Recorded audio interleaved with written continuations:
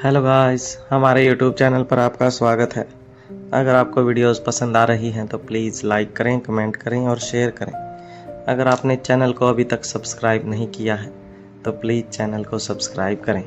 वहीं पास में खड़ी रिया की आंखों से भी पिंकी की ही तरह आंसू बहने लगते हैं। वह व्हील चेयर के पास जाकर हाथ पकड़ते हुए कहती है, मामू आई एम सो हैप्पी। अपनी बहती हुई आंखों से मुस्कुराते हुए कहती है, अब मुझे आपके साथ खेलने के लिए सपनों की कोई ज़रूरत नहीं है। अब हम मिलकर खूब मस्ती करेंगे। तभी आर्यन, अलेक्जेंडर और यश भी अपने चेहरों पर खुशी लेकर रिया के करीब आकर खड़े हो जाते हैं। तभी सिद्धार्थ आगे आता है और व्हील चेयर के पास अपने घुटनों के बल बैठ जाता है। उसका हाथ अपने हाथ में लेते हुए कहता है, आकाश कैसे हो मेरे भाई? तुम्हें नहीं पता कि तुम्हारे जाने के बाद मैं हर पल कितने गिल्ट में जिया हूँ। मुझे नहीं मालूम कि वह सिर्फ एक एक्सीडेंट था या एक प्लान अटैक, लेकिन फिर भी मुझे हर वक्त एक ही बात सताती रही कि काश मैं तुम्हें आने वाले खतरे के बारे में आगाह कर देता। इससे पहले कि सिद्धार्थ आगे कुछ कहता, अनिका प्रीति को इशारा करती है। तभी प्रीति आगे आकर सिद्धार्थ को रोकते हुए कहती है, इस वक्त इनके लिए किसी भी तरह का स्ट्रेस अच्छा नहीं है, इसलिए जो बीत गया उसे जाने दीजिए। अब इन्हें खुश रखने की कोशिश कीजिए। प्रीति की बात सुनकर सिद्धार्थ उठ खड़ा होता है और अपने चेहरे के भाव बदलते हुए मुस्कुराकर अपने स्वभाव के अनुसार कहता है, मैं भी कहाँ की बात कहाँ करने लगा। फिर आकाश की तरफ देखते हुए कहता है, अब तुम आ गए हो ना, कुछ दिन तक खूब आराम करना। तुम्हें किसी भी तरह की कोई टेंशन लेने की बिल्कुल भी ज़रूरत नहीं है। हम सब तुम्हारे साथ हैं और हाँ, तुम्हारी कंपनी भी एकदम बढ़िया चल रही है। इसके बाद सिद्धार्थ पीछे हट जाता है। अब तक श्रेया अपने आप को संभालते हुए खड़े होने की कोशिश करती है। तभी श्वेता और आयशा उसकी मदद करती हैं। फिर श्रेया धीरे धीरे चलते हुए आकाश की ओर बढ़ने लगती है। श्वेता भी श्रेया की हालत को ध्यान में रखते हुए उसके साथ साथ जाती है। श्रेया आकाश के पास जाकर खड़ी हो जाती है। धीरे धीरे वह अपने हाथों को आकाश की ओर बढ़ाती है। पहले वह उसके हाथों को छूकर देखती है, उसके बाद अपने दोनों हाथों से उसके चेहरे को छूकर देखती है। श्रेया को आकाश के स्पर्श से अपने हाथों में झंझनाहट महसूस होती है। उसकी सांसें धीमी और गहरी हो जाती हैं। उसकी दोनों आंखों से गंगा जमुना बहने लगती है। फिर वह खुद को संभालते हुए आकाश से कहती है, तुमने हमें धोखा दिया है, तुम्हें इसकी सज़ा ज़रूर मिलेगी। बस एक बार ठीक हो जाओ, फिर सज़ा भुगतने के लिए तैयार रहना। तुमने कहा था कि तुम हमें कभी भी अकेला छोड़कर नहीं जाओगे, और इतने महीने तक हमें बिना बताए कहाँ गायब थे। इतना कहने के बाद श्रेया फूट फूट कर रोने लगती है। वह रोते रोते वहीं आकाश की कुर्सी के पास बैठ जाती है। श्रेया को इस तरह रोते हुए देखकर ऐसा कोई भी नहीं था जिसका दिल उसे इस तरह बिलखते हुए देखकर रोने ना लगा हो। लेकिन जो भी हो, मन सबका प्रसन्नता से भरा हुआ था। तभी श्वेता श्रेया को अपने दोनों हाथों से पकड़कर संभालती है और कहती है, जब खुश होना चाहिए तब आप रोने बैठ गई हैं। इस हालत में रोना आपके लिए ठीक नहीं है, और इस तरह ज़मीन पर बैठना तो बिल्कुल भी नहीं। ऐसा कहकर श्वेता श्रेया को खड़े होने में मदद करती है। इस वक्त आकाश को अपनी आंखों के सामने देखकर श्रेया को जितना सुकून मिल रहा था, उतनी ही उसकी हालत को देखकर तकलीफ भी हो रही थी।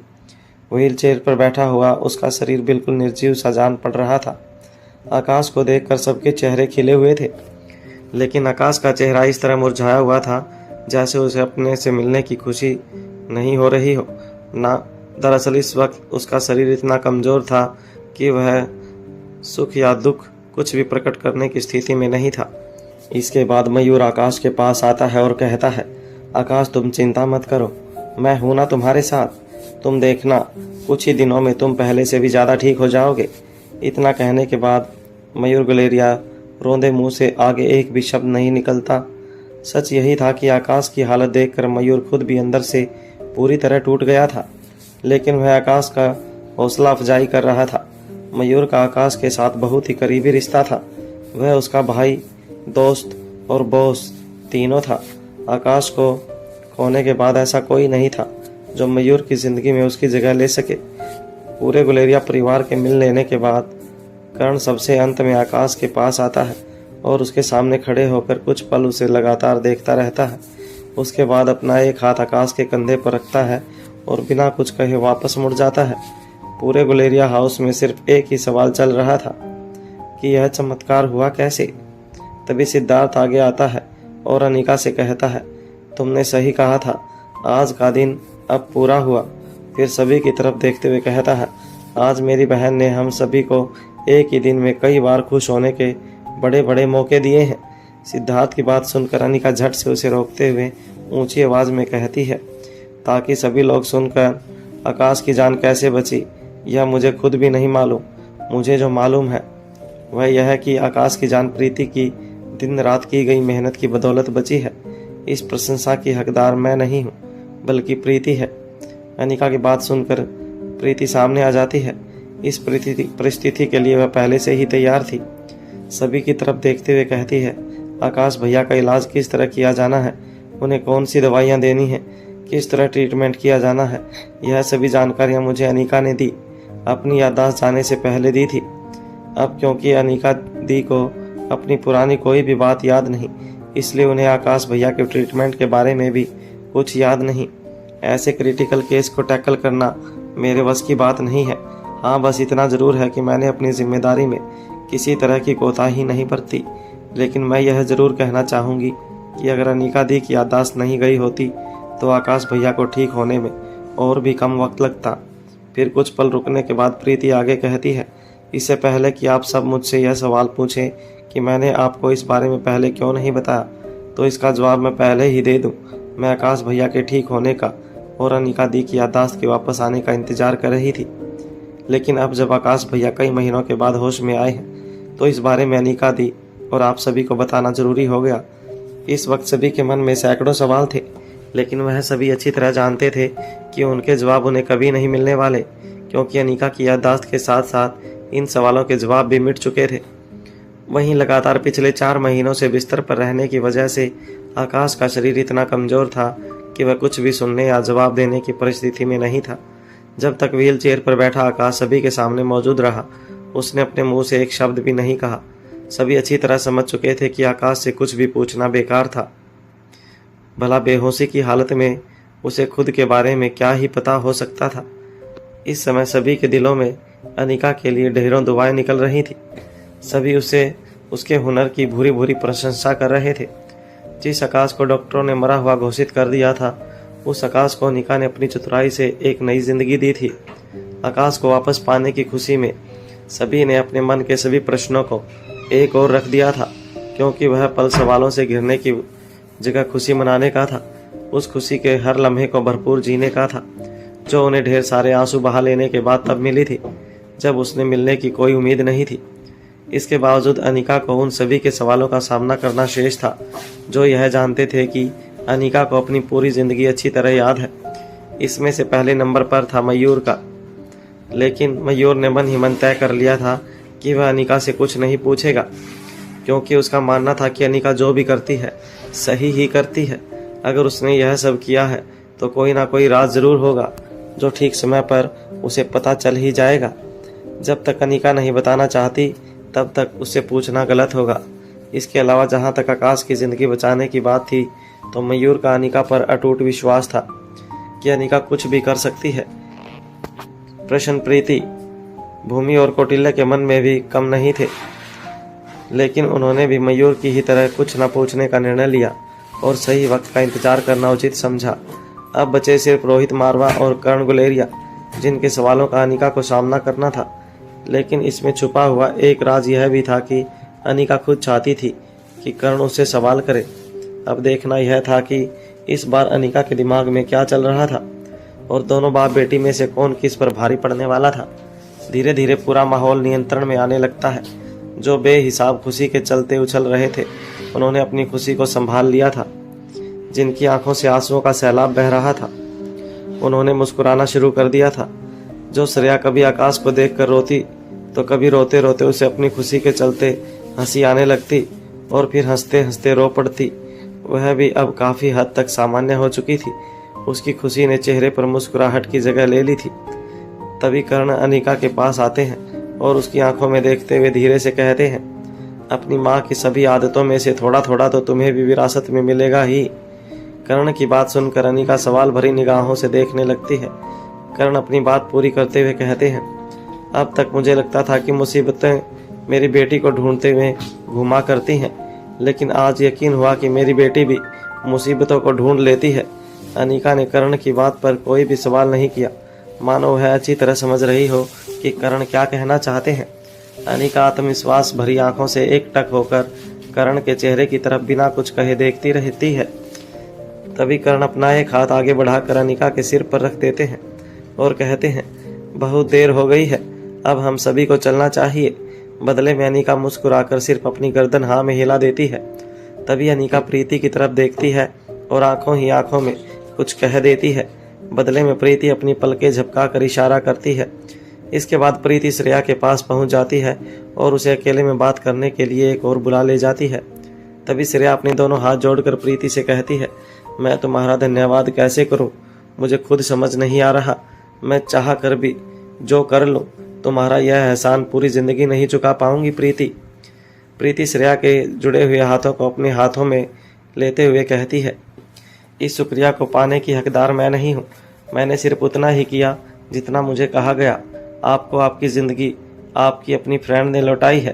फिर मुस्कुरा कर आगे कहती है, आप शुक्रिया अदा भी उन्हीं का कीजिएगा। फिलहाल मुझे आपको एक ज़रूरी बात बतानी है। श्रेया बिना एक शब्द बोले प्रीति की तरफ देखती रहती है। प्रीति अपनी बात को आगे बढ़ाते हुए कहती है, मुझे यह बोलना बिल्कुल अच्छा नहीं लग रहा। मैं समझ नहीं पा रही हूँ कि यह बात आपसे कैसे कहूँ। श्रेया कहती है, तुम्हें इतना सोचने और झिझकने की कोई ज़रूरत नहीं है। जो भी है सच सच कहो, जैसे कि श्रेया ने सच कहने के लिए कहा। प्रीति के दिल की धड़कनें बढ़ गई। खुद को किसी तरह संभालते हुए वह श्रेया से कहती है, बात दरअसल यह है कि अभी आपको आकाश भैया से दूरियां बनाकर रखनी होगी। मैं जानती हूँ इतने समय के बाद, उनके साथ होने के बाद खुद को उनसे दूर रख पाना आपके लिए बहुत मुश्किल होगा, लेकिन उनकी सेहत के लिए यह बहुत ज़रूरी है। अभी उनकी हालत ठीक नहीं है। उन्हें ठीक होने में अभी भी कुछ महीनों का वक्त लगेगा। मुझे उम्मीद है कि आप मेरी बात का मतलब समझ रही होंगी। श्रेया मुस्कुराकर कहती है, बस इतनी सी बात। मैं आकाश के लिए कुछ भी कर सकती हूँ। मेरे लिए उसका होना सबसे ज़्यादा ज़रूरी है। बस वह सही सलामत मेरी आंखों के सामने बना रहे तो मैं पूरा जीवन उसे देखते हुए बिता सकती हूँ। तुम चिंता मत करो, तुम क्या कहना चाहती हो मैं बेहतर तरीके से समझ गई हूँ। ऐसा कहकर श्रेया धीमे धीमे कदमों से वापस लौट जाती है और प्रीति लंबी गहरी राहत की सांस लेती है। फिर मन ही मन कहती है, इससे तो अच्छा होता कि अनिका दी आकाश भैया को यहीं मारवा हाउस में रोक लेती। यह मुझसे क्या क्या करना पड़ रहा है। ऐसा सोचकर वह पास में ही रखा हुआ पानी से भरा गिलास उठाती है और एक सांस में पी जाती है। ठीक इसी वक्त रोहित अनिका के एकदम करीब आकर खड़ा हो जाता है। फिर हैरान होते हुए बिल्कुल धीमी आवाज़ में अनिका पर सवालों की बारिश कर देता है, मतलब आकाश तुम्हारे पास था और वह भी यही मारवा हाउस में? कमाल की बात यह है कि तुमने किसी को इसकी भनक तक नहीं होने दी। पर तुमने यह सब किया कैसे? अगर तुमने उसे अब तक इस तरह छुपा कर रखा था तो ज़रूर उसकी कोई बड़ी वजह भी होगी। इसके पहले कि अनिका कोई जवाब दे पाती, रोहित अपनी बात को आगे बढ़ा देता है, जो भी है, पर मैं बहुत खुश हूँ। तुम्हारी वजह से मुझे मेरा दोस्त वापस मिल जाएगा। अनिका जवाब देती है, उसे पुराना आकाश समझने की भूल मत करना रोहित। रोहित हैरान होते हुए जज से पूछता है, क्या उसकी भी याददाश्त चली गई है? अनिका मुस्कुराकर कहती है, नहीं, यह बात नहीं है। दरअसल अब स्पोर्ट्स डे पर किसी रियल गेम का शुरू होना तो बनता ही है। बस इतना समझ लो कि यह आकाश नहीं मोहरा है। थोड़ा सा सब्र रखो, कुछ समय बाद खुद ही समझ जाओगे। अनिका की बात सुनने के बाद रोहित के चेहरे की खुशी अचानक से आश्चर्य में परिवर्तित हो गई। रोहित जैसे ही कुछ पूछने की कोशिश करता है, अनिका उसे रोक देती है और एकदम धीमी आवाज में शरारती अंदाज में कहती है, क्या हम अपने बेडरूम में जाने के बाद बात कर सकते हैं प्लीज़? इसके बाद कुछ ही समय में पूरा गुलेरिया परिवार वहां से जाने के लिए तैयार हो जाता है। ठीक इसी वक्त अर्जुन सिंह निपुण मीणा से कहता है, क्या अब तुम यहाँ से चलने के लिए तैयार हो या अभी भी कुछ बाकी रह गया है? अब सबसे महत्वपूर्ण रिश्तेदार भी जाने के लिए तैयार हो चुके हैं। निपुण मीणा मुस्कुराते हुए बड़े ही प्यार से अर्जुन सिंह से कहती है, क्या आप मुझे बता सकते हो कि जिस इंसान को सभी डॉक्टर्स ने मरा हुआ घोषित कर दिया था, उसे अनिका ने बचाया कैसे? अर्जुन जवाब देता है, पहली बात तो यह है कि उसे अनिका ने नहीं बल्कि डॉक्टर अनिका ने बचाया था। जिस सवाल का जवाब खुद अनिका के पास नहीं है, उसका जवाब मेरे पास कैसे हो सकता है?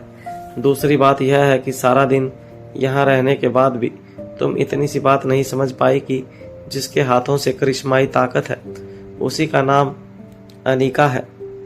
तीसरी और सबसे ज़रूरी बात, किसी की घरेलू बातों से तुम्हें क्या मतलब? हम यहाँ एंजॉय करने आए थे और उसमें पूरा दिन तुमने किसी तरह से कोई कसर नहीं उठा रखी थी।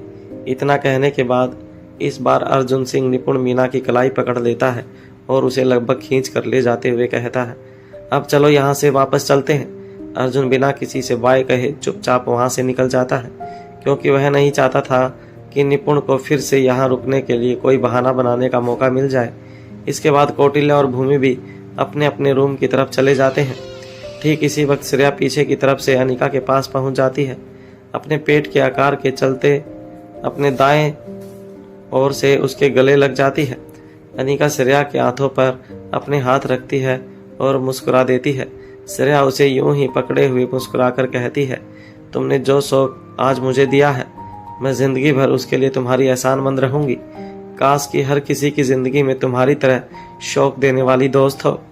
अनिका श्रेया के हाथों को अपने दोनों हाथों में लेकर उसकी तरफ घूम जाती है और उसे छेड़ते हुए कहती है, अब तुम अपने आकाश से ही पूछ लेना कि उसके एक्सीडेंट के पीछे किसका हाथ था। श्रेया अपनी नज़रें नीचे करते हुए कहती है, मुझे शर्मिंदा मत करो, मैं तुम्हारे मिस्टर रोहित मारवा की तरफ से पहले ही अपना मन बिल्कुल साफ कर चुकी हूँ। वैसे भी अगर इतने समय तक आकाश बिना किसी को कानो कान खबर हुए तुम्हारे पास था तो ज़रूर मिस्टर मारवा ने तुम्हारी मदद की होगी। किसी को मौत के मुंह में धकेलने वाला खुद उसे बचाने की कोशिश क्यों करेगा। मुझे किसी से कुछ नहीं पूछना। फिर अपनी नज़रें ऊपर करती है और एक पल चुप रहने के बाद अपनी आंखों में पानी और चेहरे पर मुस्कान लाकर कहती है, थैंक यू सो मच महारानी। अनिका अपने चेहरे पर झूठे गुस्से के भाव लाते हुए कहती है, अब बस भी करो, और कितने आंसू बहाओगी। इसके बाद दोनों सहेलियां एक दूसरे की तरफ देखकर हंसने लगती हैं। इसके बाद पूरा गुलेरिया हाउस भी यह सोचकर सभी के साथ चला जाता है कि आज सभी दूसरे ही रंग ढंग में हैं। उसे अपने और प्रीति के बारे में फिर किसी दिन मारवा हाउस आकर अनिका से बात करनी चाहिए। आज का दिन आकाश के वापस लौटने की खुशी में छोड़ देना ही ठीक होगा। कुछ इसी तरह के ही ख्याल श्वेता के मन में भी चल रहे थे। वह भी अपने मन की बात को मन में ही रखकर वापस रवाना होने की सोच रही थी। तभी उसके कानों में किशन मल्होत्रा की आवाज़ सुनाई देती है। वह रोहित मारवा से कह रहे थे कि आज का दिन एक यादगार दिन है, अब हमें भी इजाज़त दो, रोहित फिर मिलेंगे। किशन के ऐसा कहने पर अंजलि और कृष भी उसके पास आ जाते हैं। श्वेता भी अपने उदास चेहरे के साथ उनकी ओर बढ़ जाती है। सभी औपचारिकताएं पूरी करके मल्होत्रा परिवार मारवा हाउस से बाहर की ओर जाने के लिए मुड़ जाता है। तभी अनिका श्वेता का हाथ पकड़ लेती है और कहती है, क्या तुम आज रात अपनी दीदी के पास मारवा हाउस नहीं रुक सकती? अगर कोई बहुत ज़रूरी काम ना हो तो सुबह चली जाना। फिर अनिका श्वेता के कान के पास आकर कहती है, क्या तुम्हें अब अपनी ज़रूरी बात नहीं करनी? श्वेता अनिका के चेहरे की तरफ बिना किसी हाव भाव के देखने लगती है। तभी अनिका अपनी बात को आगे बढ़ाते हुए कहती है, लेकिन मुझे तुम्हारी ज़रूरी बात ज़रूर सुननी है। इस बार श्वेता के चेहरे पर मुस्कान आ जाती है। उधर अंजलि दोनों बहनों को फुसफुसाता हुआ देखकर उन्हें वहीं छोड़ देते हुए कहती है, अगर तुम दोनों बहनों को साथ में कुछ पर्सनल बातें करनी है तो श्वेता यहाँ रुक सकती है। वैसे भी घर जाकर भी इसे अब सोना ही है, लेकिन चैन की नींद इसे तभी आएगी जब यह तुमसे अपने मन की सारी बातें कर लेगी। श्वेता अंजलि को रोकते हुए कहती है, मम्मा आप भी ना। इसके बाद मल्होत्रा परिवार श्वेता को मारवा हाउस में ही छोड़कर वापस जाने के लिए निकल जाता है। यह सब देखकर रोहित के अंदर बेचैनी दौड़ने लगती है। वह कब से इंतजार कर रहा था कि सभी मेहमानों के जाने के बाद वह अनिका से विस्तार से सारी बातें जानेगा, लेकिन श्वेता को रोकने का मतलब ही था कि अनिका अपना पूरा वक्त आज उसे ही देने वाली है। अभी रोहित के दिमाग में यह सब चल ही रहा था कि इतने में अनिका और श्वेता के पास प्रीति आ जाती है और श्वेता से कहती है, क्या तुम मेरे साथ रूम शेयर करना पसंद करोगी? मुझे अच्छा लगेगा। प्रीति की बात सुनकर कुछ दूरी पर खड़े हुए रोहित के चेहरे पर हल्की सी मुस्कान आ जाती है। इस वक्त तक सभी मेहमान जा चुके थे। अब वह हर वक्त तैयार रहना चाहता था कि अगर अनिका के पास बात करने के लिए थोड़ा भी वक्त होगा तो वह अपने सवालों के जवाब मांगेगा। इसलिए रोहित चेंज करने के लिए अपने रूम की तरफ चला जाता है। वहीं श्वेता असमंजस की स्थिति में अनिका की तरफ देखने लगती है। अनिका प्रीति को जवाब देते हुए कहती है, तुम दोनों रूम शेयर कर सकती हो, लेकिन उससे पहले श्वेता का कोई बहुत ज़रूरी बात करनी है। पहले कम से कम श्वेता को अपनी बात कह लेने का मौका तो दो, उसके बाद तुम दोनों जितनी चाहे उतनी मस्ती करो। प्रीति मुस्कुराकर अपनी गर्दन हिलाते हुए कहती है, ठीक है। इसके बाद अनिका श्वेता से कहती है, सुबह से अब तक तुम भी थक गई होगी, फिलहाल तुम दोनों जाओ और फ्रेश हो जाओ, मैं थोड़ी देर में तुम्हें वहीं आकर मिलती हूँ। अनिका के दिमाग में सभी काम करते करते रहने के बावजूद हर वक्त रिया का ख्याल दौड़ रहा था। अब तक तीनों बच्चे अपने रूम में जा चुके थे। अनिका की आंखें इधर उधर आयशा मारवा को ढूंढने की कोशिश करती हैं, लेकिन वह कहीं दिखाई नहीं देती। तभी अनिका को ख्याल आता है कि वह भी थक गई होंगी, इसलिए आराम करने के लिए चली गई होंगी।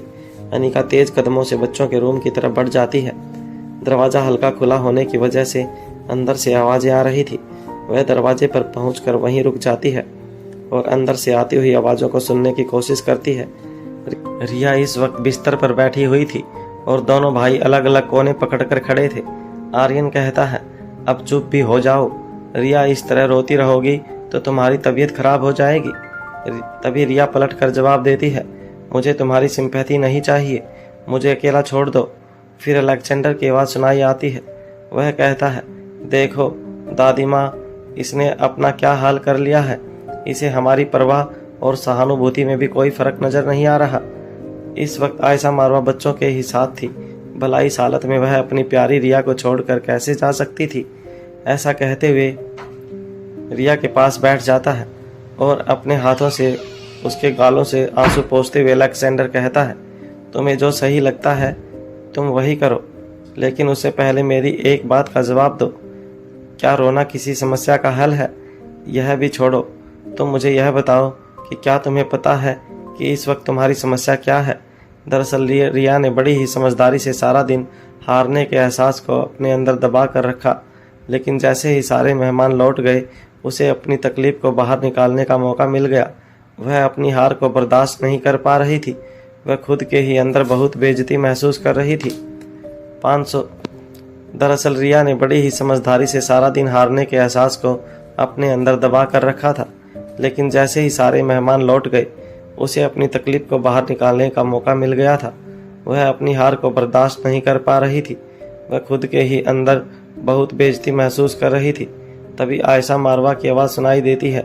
वह रिया के पास जाकर बैठ जाती है और उसके गालों पर हाथ फेरते हुए बड़े ही प्यार से समझाते हुए कहती है, हार और जीत जिंदगी के पहलू हैं। हर इंसान को कभी ना कभी हार का सामना करना ही पड़ता है। एक समझदार इंसान अपनी हार से सबक लेता है और आने वाली ज़िंदगी के लिए खुद को तैयार करता है। तुम्हें भी मेरी प्यारी बच्ची की तरह ही यही करना चाहिए। तुम रोती हुई बिल्कुल अच्छी नहीं लगती। अगर तुम चुप नहीं होगी तो देखो तुम्हारी दादी माँ भी तुम्हारे साथ रोने लगेंगी। आयशा के ऐसा कहने पर रिया अपने दोनों हाथों से अपने चेहरे को साफ करती है और बिल्कुल चुप हो जाती है। रिया अपने सभी परिवारजनों से बेहद प्यार करती थी। वह बिल्कुल नहीं चाहती थी कि उसकी वजह से उसकी दादी माँ को दुख हो। आयशा रिया के शांत होने के बाद उसके माथे पर चूमते हुए उसे अपने गले से लगा लेती है। रिया भी कसकर अपनी दादी माँ से चिपक जाती है। बाहर खड़ी हुई अनिका को ऐसा लगता है कि इस वक्त उसका अंदर जाना ठीक नहीं होगा, क्योंकि अनिका को देखकर रिया एक बार फिर से टूट जाती और उसकी आंखों से गंगा जमुना बहने लगती। इसलिए उसने रिया को खुद को संभालते हुए और सोचने समझने के लिए अवसर देना बेहतर समझा। यह सब सोचने के बाद अनिका वहां से जाने के लिए वापस मुड़ जाती है। अभी वह कुछ ही कदम आगे गई थी कि उसे आयशा की आवाज़ सुनाई देती है, रुको अनिका, मैं तुमसे ही मिलने आ रही थी। आयशा की आवाज़ सुनकर अनिका अपनी ही जगह पर रुक जाती है। आयशा अनिका के पास आती है और उसके कंधे पर हाथ रखकर आगे बढ़ने के लिए इशारा करती है। इसके बाद दोनों धीमे धीमे कदमों से आगे की ओर बढ़ने लगती हैं। आयशा कहती है, अभी रिया को लेकर चिंता वाली कोई बात नहीं है, लेकिन तुम्हें बड़ी ही सावधानी से काम लेना होगा। अब वह उस तिथि में पहुंच चुकी है जब वह तुम्हारी दी हुई सीख को सुन और समझ पाएगी। इसके बाद आयशा के चेहरे पर उदासी आ जाती है। अनिका पूछती है, क्या इस उदासी की कोई खास वजह है? आयशा की आंखों में आंसू आ जाते हैं और वह कहती है, मुझसे मेरी रिया को इस तरह रोते हुए देखा नहीं जाता। अनिका को आयशा की बात पर हंसी आ जाती है और वह अपना प्यार जताने के लिए अपने दोनों हाथों को आयशा मारवा के गले में डालकर उससे चिपक जाती है। कुछ पल तक इसी तरह खड़े रहने के बाद आयशा अपने दोनों हाथ अनिका के हाथों पर रख देती है और उसके बाद उन्हें अपने गले से निकालते हुए दोनों हाथों में पकड़ लेती है। फिर अनिका की तरफ मुस्कुराते हुए देखने लगती है। बड़े ही प्यार से अपना एक हाथ बढ़ाकर अनिका के सिर से फेरते हुए चेहरे की तरफ गाल तक ले आती है। फिर अनिका से कहती है, मुझे तुम पर गर्व है। जो तुमने आज किया उसे किसी एक इंसान की ज़िंदगी नहीं बची, बल्कि पूरे एक परिवार की ज़िंदगी बिखरने के बाद एक बार फिर से संवर गई है। फिर अपना हाथ नीचे करते हुए अनिका के दोनों हाथों को अपने हाथों में लेकर आगे कहती है, मैं हमेशा सोचती थी कि तुम इतनी बड़ी बड़ी मुसीबतों का सामना कैसे कर लेती हो, पर आज मुझे मेरे सवालों का जवाब मिल गया है। तुम जो लोगों की दुआएं इकट्ठी करती हो वही तुम्हारी वास्तविक सुरक्षा चक्र है। यूं ही सबकी मदद करती रहो। God bless you. फिर एक सेकंड रुक कर आगे कहती है, एंड योर फैमिली टू। इसके बाद दोनों सास बहू एक दूसरे की सूरत देखकर मुस्कुरा देती है। इसके बाद अनिका चेंज करने के लिए अपने बेडरूम में पहुंच जाती है और रोहित वहीं टेबल पर अपना लैपटॉप रखकर कुछ काम कर रहा था। अनिका रोहित के पीछे की तरफ से उसके कंधों पर अपने दोनों हाथ रखकर झुकते हुए कहती है, मुझे थोड़ा वक्त लग सकता है, इसलिए बिना इंतजार किए सो जाना। रोहित को अनिका की इस बात पर बड़ा ही प्यार आता है कि अनिका ने भी रोहित के लिए अपनी परवाह को जताना शुरू कर दिया था। रोहित मुस्कुराकर अनिका के चेहरे की तरफ अपनी गर्दन घुमाते हुए उसके गाल पर चूम लेता है। अनिका रोहित के चेहरे की तरफ देखती है तो रोहित कहता है, और आकाश के बारे में। इससे पहले कि रोहित आगे कुछ भी कह पाता, अनिका रोहित के होठों पर अपनी उंगली रख देती है और कहती है, आराम से बताऊंगी। इस वक्त उससे ज़्यादा ज़रूरी श्वेता की समस्या को जानना है। ना जाने वह किस मुसीबत से घिरी हुई है। रोहित बदले में अपनी गर्दन हिलाकर हाँ कह देता है। जैसे ही अनिका पीछे की ओर हटती है, रोहित उसका हाथ पकड़ लेता है और पूछता है, कम से कम इतना तो बताओ कि आकाश तुम्हारा मोहरा है या दुश्मन का। अनिका मुस्कुराकर कहती है, वह हमारा आकाश नहीं है, अब वह दुश्मन का मोहरा है। उसके बाद अनिका वॉशरूम की तरफ बढ़ जाती है। यूं तो अनिका रोहित के सवाल का जवाब देकर गई थी, लेकिन बजाय इसके कि रोहित के मन के सवाल कम होते, उल्टा वह बढ़ गए और रोहित को पहले से भी ज़्यादा परेशान करने लगे। वहीं प्रीति के रूम में श्वेता और प्रीति अलग अलग कपड़ों को निकाल कर यह तय करने की कोशिश कर रही थी कि श्वेता को क्या पहनना चाहिए जो उसे आराम दे। अंत में एक नाइट ड्रेस फाइनल करने के बाद प्रीति वॉशरूम की ओर इशारा करते हुए कहती है, तुम चेंज करके आराम करो, तब तक मैं कुछ दूसरे ज़रूरी काम निपटा कर बस अभी वापस आती हूँ। दरअसल आज आकाश की फिक्र में प्रीति एक भी बार सीक्रेट अंडरग्राउंड में रखे गए बाकी लोगों की देख रेख नहीं कर पाई थी। हालांकि वहाँ कोई भी समस्याजनक स्थिति नहीं थी, लेकिन फिर भी वह सीधा अपने अधूरे कामों को पूरा करने के लिए चली जाती है। कर्ण गुलेरिया अपने पूरे परिवार के साथ वापस घर पहुँच जाता है। सभी के चेहरों की खुशी देखकर सभी नौकर यह जानना चाहते थे कि ऐसा क्या हुआ कि एक तरफ से सभी के चेहरे फूलों की तरह खिले हुए दिखाई दे रहे थे। इतने में दौड़कर आगे आते हुए एक नौकर की आवाज़ आती है, आकाश साहब जिंदा हैं, देखो वह घर लौट आए हैं। बड़े साहब आकाश साहब को घर लेकर लौटे हैं। उसकी आवाज़ में जितनी खुशी, उत्सुकता और जोश था, उसे सुनकर घर के बाकी सभी नौकरों के शरीर में भी करंट सा दौड़ जाता है। सभी अपने अपने हाथों के कामों को छोड़कर उसी ओर दौड़ पड़ते हैं। आकाश को व्हील चेयर पर बिठाकर अंदर की तरफ लाया जा रहा था। सभी घेरा बनाकर उसके चारों ओर चलते हुए वापस अंदर आ जाते हैं। आकाश को अपनी आंखों के सामने देखकर कोई भगवान का शुक्रिया अदा कर रहा था, तो कोई दौड़कर जाकर नज़र उतारने का सामान ले आया। किसी ने आरती का थाल सजा लिया तो कोई भगवान को प्रसाद चढ़ाने के लिए दौड़ा। पूरे घर में ऐसी चहल पहल दौड़ शुरू हो गई जैसे मानो आज ही की रात कोई बड़ा काज होना हो और सभी नौकर उसी की तैयारी में जुट गए हों। जहां कर्ण गुलेरिया हाल की एक चेयर पर जाकर बैठ जाते हैं। अपनी जगह से बैठकर इस भाग दौड़ को देखते हुए किसी गहरी सोच में चले जाते हैं। कुछ देर बाद जब ये चहल पहल थोड़ी शांत होती है, तब वह मयूर और राजश्री को अपने पास बुलाते हैं। फिर सभी साफ साफ सुन सकें इतनी बुलंद आवाज़ में कहते हैं, अभी आकाश की तबीयत पूरी तरह ठीक नहीं है, उसे हर वक्त देखभाल की ज़रूरत है। श्रेया इस वक्त उसकी सेवा करने की स्थिति में नहीं है। मैं इस बात को अच्छी तरह समझ सकता हूँ कि इतने समय बाद आकाश को पाकर श्रेया हर वक्त उसे अपनी आंखों के सामने देखना चाहती होगी, लेकिन मैं नहीं चाहता कि इस हालत में श्रेया किसी भी तरह का कोई तनाव ले, ना ही अपने शरीर पर और ना ही अपने मन पर। इसलिए आकाश को अपर फ्लोर पर बने हुए मेडिकल रूम में रखा जाए और साथ ही हर वक्त एक नज़र उसके साथ रहे। रूटीन चेकअप के लिए भी डॉक्टर को अपॉइंट कर दिया जाएगा, तो हमारे पास बेस्ट डॉक्टर पहले से ही मौजूद है। फिर श्रेया की तरफ देखते हुए कहते हैं, बेटा अगर मेरी राय से तुम्हें कोई आपत्ति हो तो तुम कह सकती हो।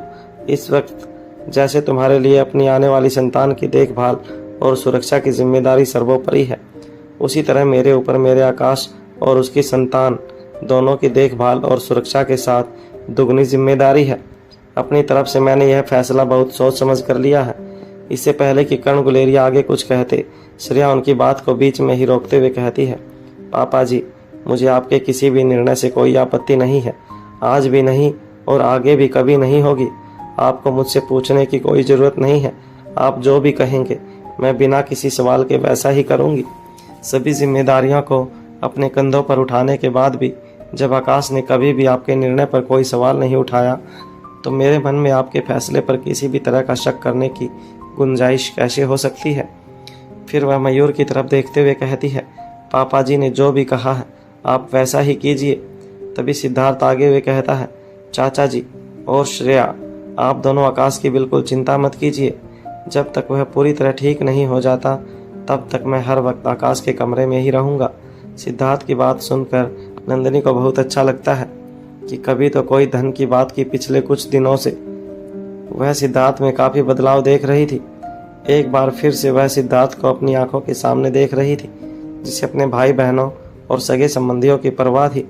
दरअसल पिछले कुछ महीनों में सिद्धार्थ कितने मानसिक दबाव से गुजर रहा था, यह बात कोई नहीं जानता था। अब कहीं जाकर सिद्धार्थ की ज़िंदगी से कुछ ऐसी मुसीबतें कम हुई थी जिनके बारे में वह किसी से बात तक नहीं कर सकता था।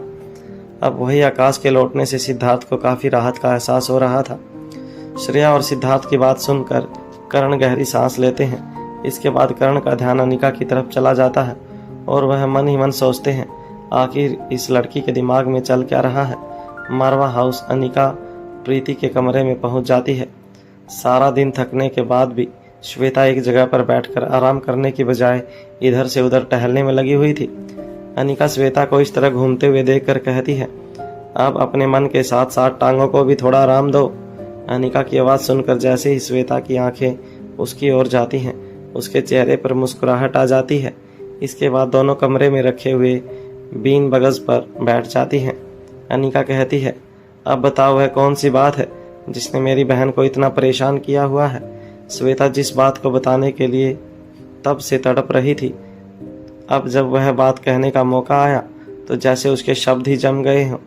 वह असमंजस की स्थिति में दिखाई देने लगती है कि क्या बताए और क्या ना बताए।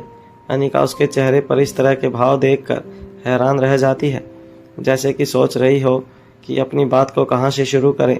साथ ही अपनी बात को बताने में वह झिझक महसूस कर रही थी, वह भी उसकी सूरत पर स्पष्ट दिखाई दे रही थी। श्वेता की ऐसी हालत देखकर अनिका अपनी जगह से उठती है और पानी का गिलास लाकर श्वेता के हाथ में पकड़ा देती है। श्वेता बिना कुछ कहे उसे पी जाती है। उसके बाद अनिका श्वेता के पास वापस बैठ जाती है और उसके दोनों हाथों को अपने हाथों में लेते हुए कहती है, इतना सोचने विचारने की ज़रूरत नहीं है, तुम अपनी बात को शुरू से बता सकती हो। मेरे पास तुम्हारी बात सुनने के लिए पूरा वक्त है। यह सुनने के बाद श्वेता थोड़ी रिलैक्स हो जाती है, फिर एक और से बताना शुरू करती है। अनिका दी, अभी कुछ दिन पहले मिसेस शर्मा हमारे घर आई थी। हमारी सोसाइटी में उनकी अच्छी रेपुटेशन है, वैसे वह औरत भी अच्छी ही है। यहाँ से अपनी बात को शुरू करके वह लक्ष्य के अचानक घर आने, उसे लंच पर बुलाने, सरप्राइज देने, श्वेता के बारे में हर छोटी से छोटी बात पता होने आदि के बारे में सब कुछ विस्तार से सुनाती चली जाती है। इसके अलावा उसके फैमिली बैकग्राउंड और करियर बैकग्राउंड के बारे में भी अनिका को बता देती है। श्वेता की सारी बातों को सुनने के बाद अनिका बिल्कुल खामोश हो जाती है। अनिका की चुप्पी को देखकर श्वेता को डर लगने लगता है। कहीं ना कहीं लक्ष्य ने धीरे धीरे श्वेता के मन में थोड़ी बहुत जगह बनानी शुरू कर दी थी। वह दिल से चाहती थी कि लक्ष्य एक अच्छा लड़का निकले जिस पर उसकी अनिका दी सही होने की मोहर लगा सके। अनिका को गहरी सोच में देखकर इस बार श्वेता उसके हाथ पर अपना हाथ रख के उसे सोच से बाहर निकालती है और कहती है, आप क्या सोच रही हैं? आपकी खामोशी मेरी बेचैनी बढ़ा रही है, प्लीज़ कुछ बोलो।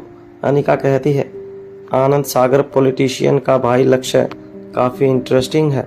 फिर अपनी जगह से खड़े होकर 2 कदम आगे चली जाती है और अपनी एक हाथ पर दूसरा हाथ रखते हुए श्वेता की तरफ मुड़कर कहती है, जब तक मैं इसके बारे में सब कुछ पता लगाती हूँ तब तक तुम मुझसे मिलना जारी रखो।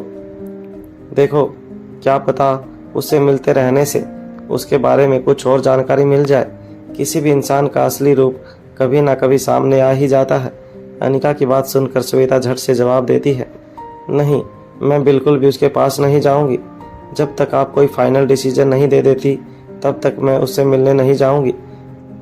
फिर अपनी निगाहें झुकाकर उदास आवाज से कहती है, वरना मुझे उससे प्यार हो जाएगा। ही इज़ वेरी जेन्युइन गाय। फिर अपनी बात को ठीक करते हुए कहती है, मेरा मतलब है कि मुझे जेन्युइन लगता है। अनिका कहती है, जिस इंसान में मेरी बहन का दिल जीतने का दमखम हो वह इंटरेस्टिंग तो ज़रूर होगा। लगता है उससे मिलना ही पड़ेगा, पर कैसे? अनिका की यह बात सुनकर श्वेता अपने चेहरे पर उदासी लाते हुए कहती है, काश कि आप पहले वाली डॉक्टर होती तो उसके पैर का ट्रीटमेंट करने के बहाने उससे मिल सकती थी। श्वेता की बात सुनकर अनिका कहती है, पैर का ट्रीटमेंट? श्वेता कहती है, मैंने अभी तो आपको बताया, उसकी इंजरी की वजह से उसे आर्मी से बाहर होना पड़ा। जिस चोर को कोई ठीक नहीं कर सकता उसे ठीक करना आपके लिए कोई बड़ी बात नहीं थी। अभी श्वेता यह कह ही रही होती है कि इतने में प्रीति कमरे का दरवाज़ा खोलती है। दरवाज़ा खुलते ही अनिका और श्वेता दोनों की नज़रें दरवाजे पर टिक जाती हैं। अनिका झट से कहती है, कोई बात नहीं, ट्रीटमेंट का ही तो सवाल है। वैसे भी मेरी जगह प्रीति ले ही चुकी है। बुलाओ उसे, डॉक्टर प्रीति करेगी उसका इलाज। प्रीति को बिल्कुल भी अंदाज़ा नहीं था कि किस बारे में बात हो रही है।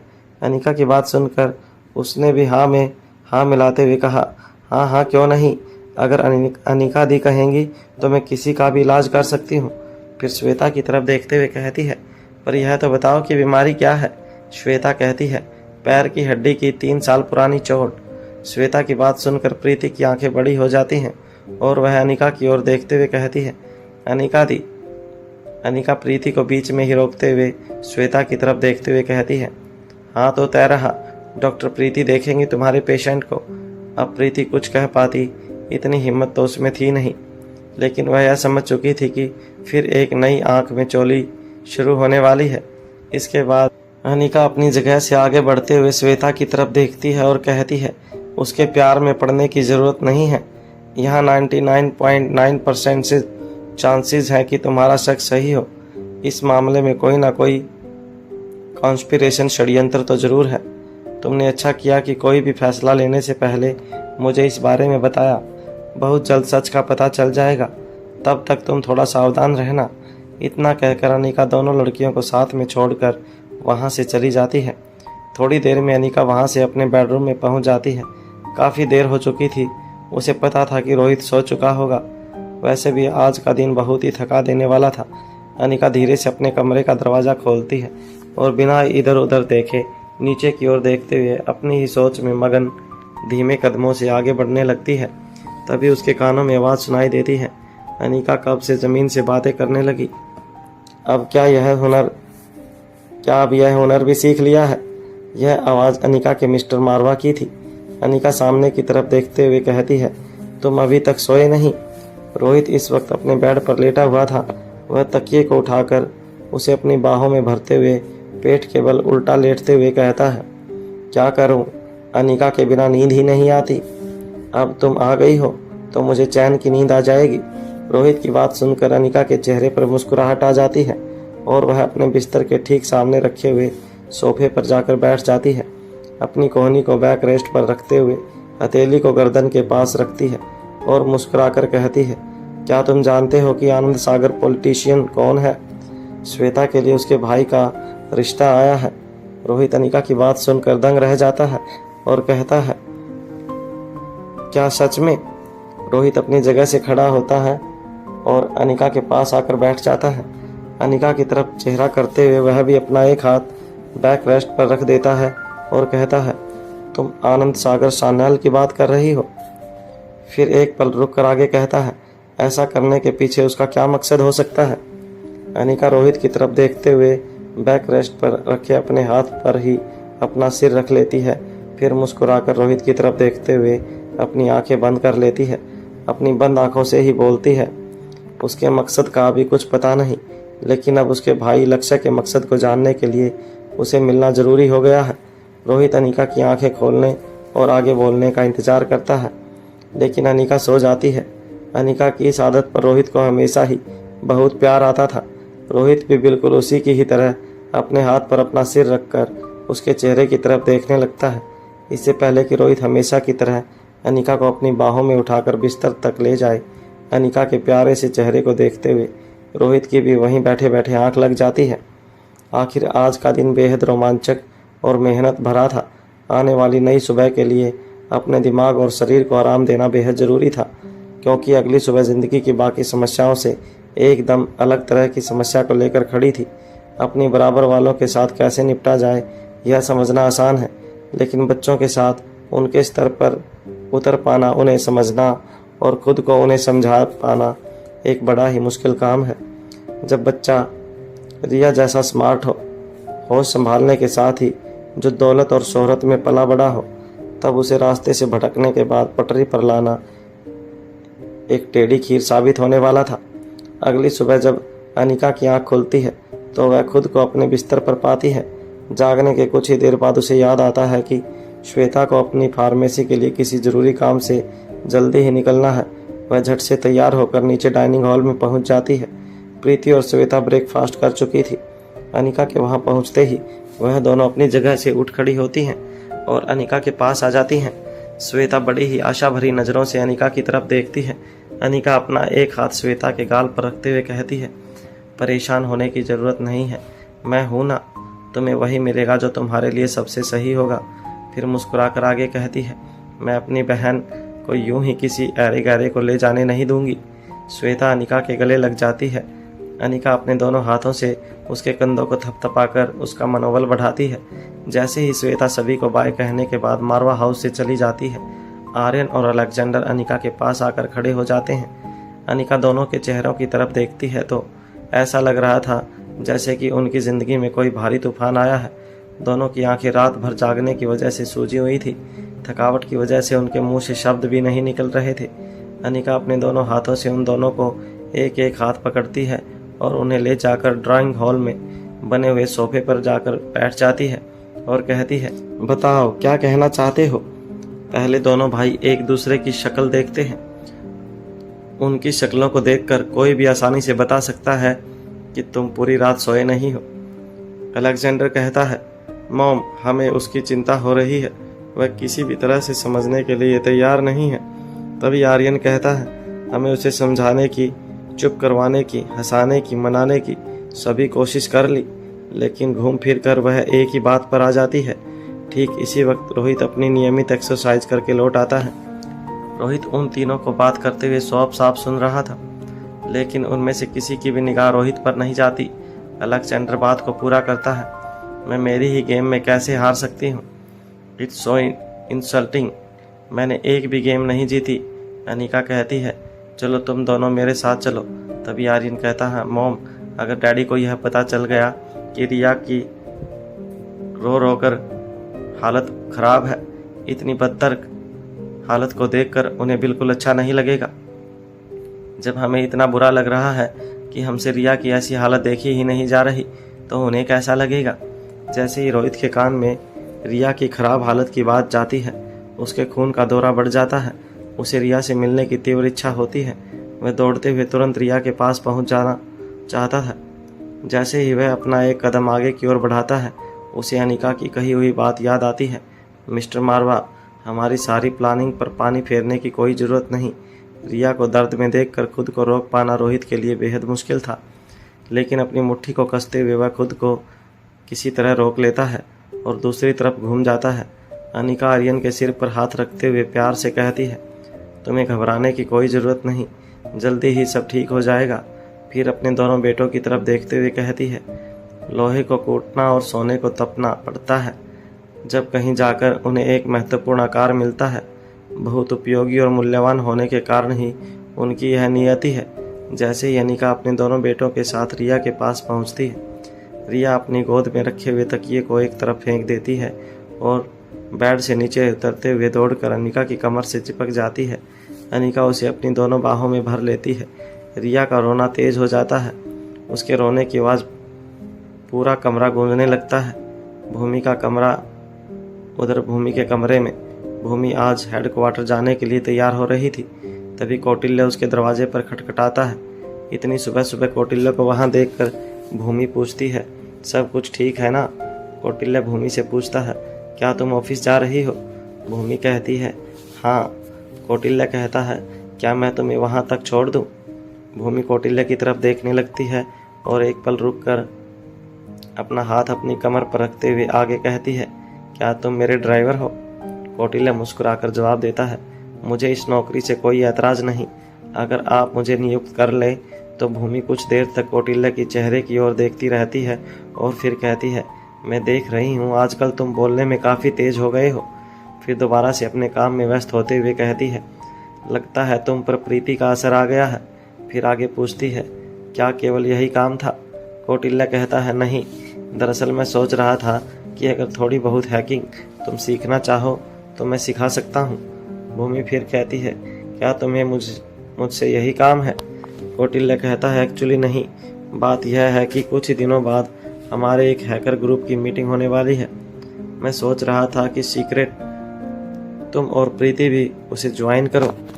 भूमि पलटकर कौटिल्य की ओर देखती है और फिर कहती है, क्या वह उल्टे अल्फ़ाबेट मुझे समझे में आएंगे? कौटिल्य पलटकर कहता है, इसलिए कह रहा हूँ कि बेसिक्स तुम मुझसे सीख लो। क्या पता उस मीटिंग में तुम्हें कुछ काम का मिल जाए।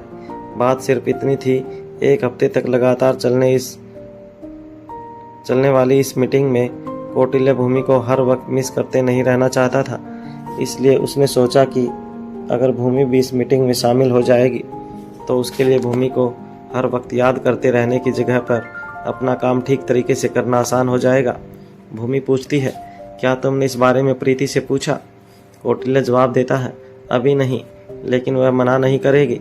तभी भूमि अपनी अलमारी से अपनी पिस्तौल निकालती है। एक पल के लिए अपनी पिस्तौल को देखती रहती है, फिर उसके चेहरे पर मुस्कुराहट आती है। उसके बाद उसे अपनी कमर में रखते हुए कौटिल्य से कहती है, क्या निशाना है अनिका का? मैं तो देख कर दंग ही रह गई। तभी कौटिल्य कहता है, मुझे कोई हैरानी नहीं हुई, सिर्फ खुशी हुई। भूमि कौटिल्य की बात सुनकर उसे घूर कर देखने लगती है। तब कौटिल्य आगे कहता है, शायद तुम भूल गई हो, दुश्मनों की फाइटिंग स्किल को सीखने के लिए जो वीडियो कैप्चर की गई थी उसे याद करो। उनके निशाने का नमूना हम पहले ही देख चुके हैं। तुम्हें याद होगा उन्होंने अपने हाथ में बैंड पहनकर उस बैंड से निशाना लगाकर दुश्मन की भेजी हुई औरतों को बेहोश किया था।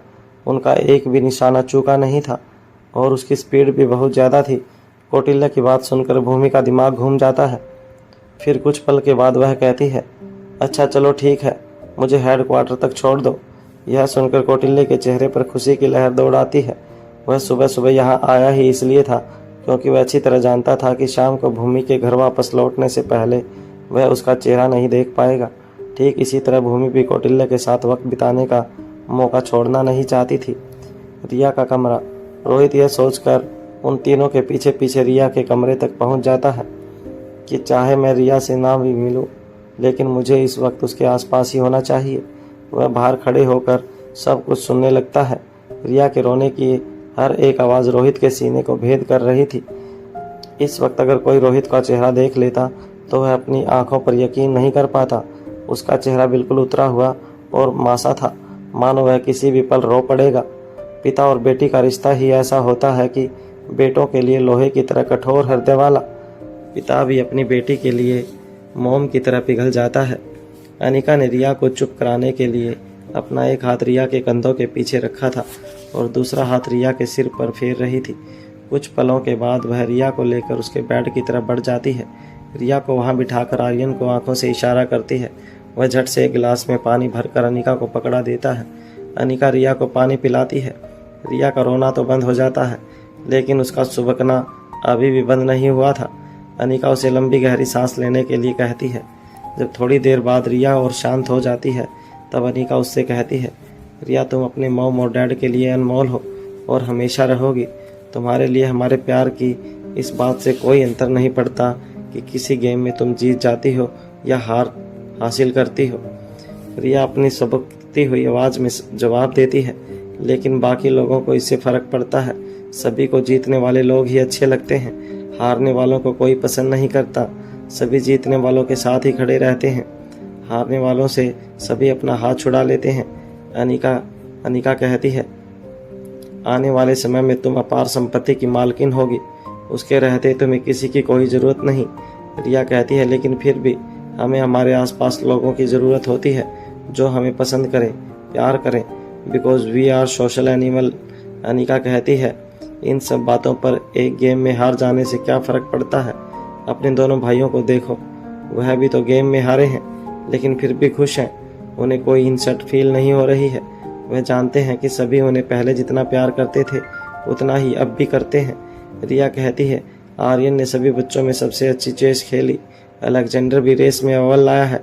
कुछ जगहों पर हारने के बाद भी उनके पास खुश होने के लिए वजह है कि वह किसी दूसरी गेम में जीत गए। अनिका कहती है, मतलब तुम्हारे दुखी होने का कनेक्शन लोगों के प्यार से नहीं बल्कि सिर्फ हारने या जीतने से है। तुम यह मानती हो कि तुम्हारा सेटिस्फैक्ट्रीली तभी दरवाजे से सागर सान्याल आता हुआ दिखाई देता है। अपनी बॉडीगार्ड को वहीं रुक जाने का इशारा करने के बाद वह लक्ष्य के पास जाकर खड़ा हो जाता है। फिर यह सोचकर कि लक्ष्य एक्सरसाइज के बीच में रोका ना जाए, वह वहां रखे हुए काउच पर बैठकर गिनती पूरी होने के बाद लक्ष्य रुक जाता है और मुस्कुराते हुए गुड मॉर्निंग भैया कहकर सागर सान्याल के पास जाकर बैठ जाता है। सागर सान्याल मुस्कुराते हुए कहता है, क्या बात है, आज काफ़ी लेट हो गए। लक्ष्य मुस्कुराकर जवाब देता है, हाँ, रात को नींद देर से आई, बस इसलिए। फिर सागर सान्याल कहता है, चलो छोड़ो इन सब बातों को, यह बताओ कि तुम्हारी बात कितनी आगे बढ़ी। अगर कहो तो शादी की तारीख निकलवा लें। लक्ष्य कहता है, नहीं भैया, अभी नहीं। सागर कहता है, देखो तुम्हें जल्दी हो या ना हो, लेकिन मुझे तुम्हारी शादी की बहुत जल्दी है। जितनी जल्दी हो सके इस घर में बहू आ जाए तो कुछ मेंबर बढ़ें। इतने बड़े घर में ना देखने के लिए कोई और ना खेलने के लिए। लक्ष्य कहता है, भैया मुझे अभी कुछ वक्त दो, वह भी मुझे लेकर पूरी तरह से तैयार नहीं है। सागर कहता है, तुम्हें कोई लड़की ना नहीं कह सकती, लेकिन अगर हाँ करने से पहले उसे इतना सोचना पड़ रहा है तो कोई वजह होगी। पता करो, जितना जल्दी हो सके खुशखबरी सुनाओ। ऐसा कहकर वह लक्ष्य के कंधे पर हाथ रखता है और वहां से चला जाता है। मारवा हाउस में बच्चों का कमरा। अनिका कुछ पलों के लिए चुप रहती है ताकि रिया को सोचने का पूरा वक्त मिल सके। जब रिया आगे कुछ नहीं कहती तब अनिका आगे कहना शुरू करती है, देखो रिया, सभी की ज़िंदगी इसी तरह चलती है। किसी जगह पर जीत हासिल होती है तो किसी जगह पर हार। हमारी ज़िंदगी का बैलेंस इसी तरह बनता बिगड़ता रहता है। छोटी छोटी जीत जीने के वजह बनती हैं। फिर अपनी जगह जगह से खड़े होकर रिया से 2 कदम दूर जाकर अपने दोनों हाथों को फोल्ड करके खड़ी हो जाती है और आगे कहती है, कल के ही दिन की तरह हमारी ज़िंदगी में हर पड़ाव पर अलग अलग तरह के कई खेल एक साथ होते हैं और हम चाहें या ना चाहें हमें उनमें भाग लेना पड़ता है। जब हम बहुत सारे खेलों के लिए पहले से तैयार होते हैं तब भी उनमें से कुछ जगहों पर हमें हमसे बेहतर खिलाड़ी मिलते हैं और हम हार जाते हैं, लेकिन बाकी जगहों पर हम दूसरे खिलाड़ियों से बेहतर साबित होते हैं और हम जीत जाते हैं। फिर अनिका कुछ पलों के लिए चुप हो जाती है। रिया एकटक होकर अनिका की तरफ देख रही थी, फिर दोबारा से कहना शुरू करती है, लेकिन हमेशा याद रहे रिया, यह विजय केवल तभी प्राप्त होती हैं जब हमें पहले से उन्हें खेलने का अभ्यास हो। अब तुम्हें पूरी ज़िंदगी सिर्फ एक ही गेम में जीतने का अभ्यास होगा, तो कभी ना कभी ऐसा वक्त ज़रूर आएगा जब उसमें भी कोई धुरंधर तुमसे आगे निकलकर तुम्हें हरा देगा। अब तुम खुद ही बताओ कि फिर ज़िंदगी में जीतकर खुश होने के लिए वजह कहाँ से आएगी। अनिका की बातें सुनकर रिया अब तक पूरी तरह शांत हो चुकी थी।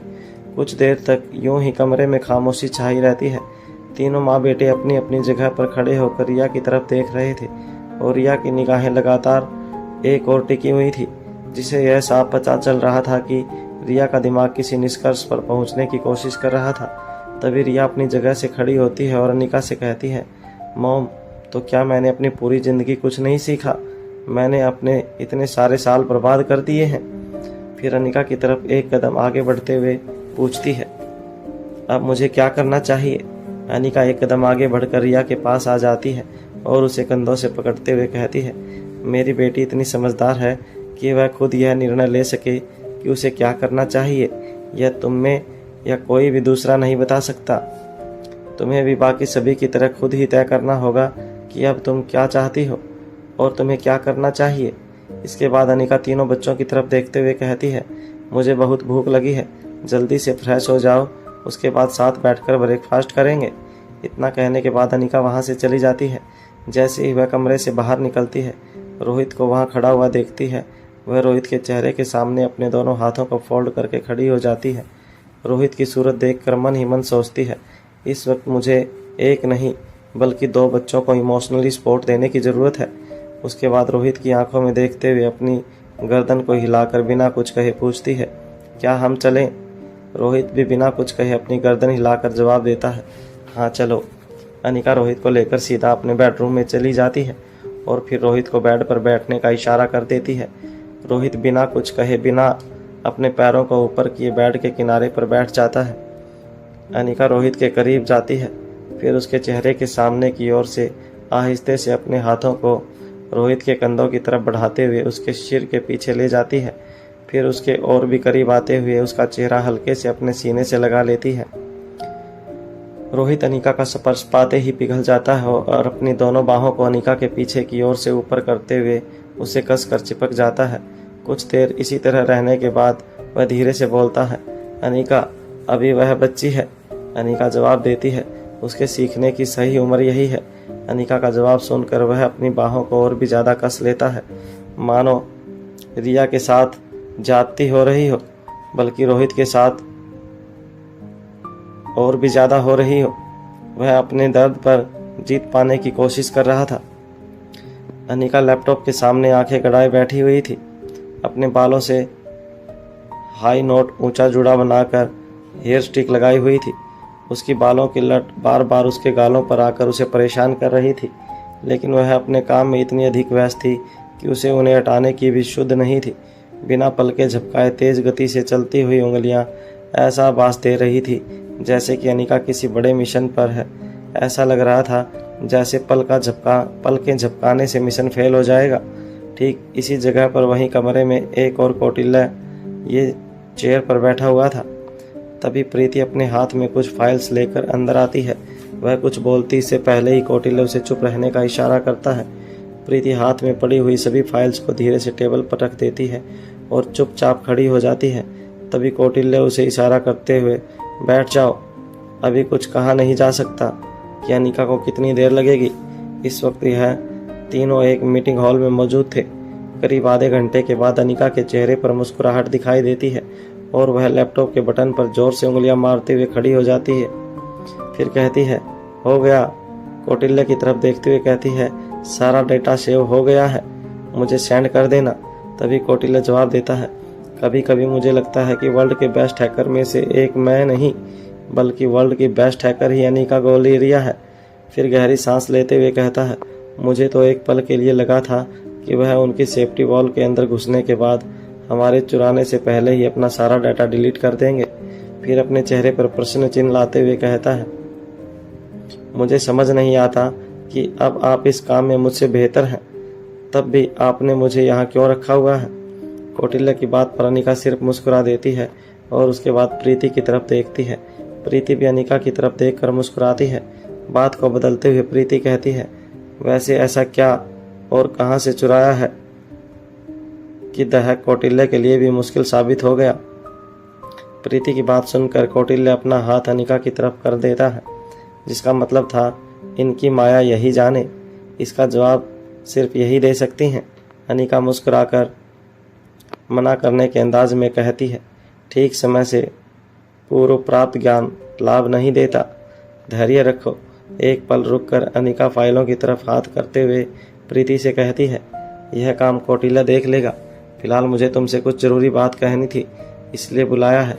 प्रीति कहती है, मुझे भी आपसे एक ज़रूरी बात पूछनी थी, लेकिन पहले आप बताएं कि मुझे क्या करना है।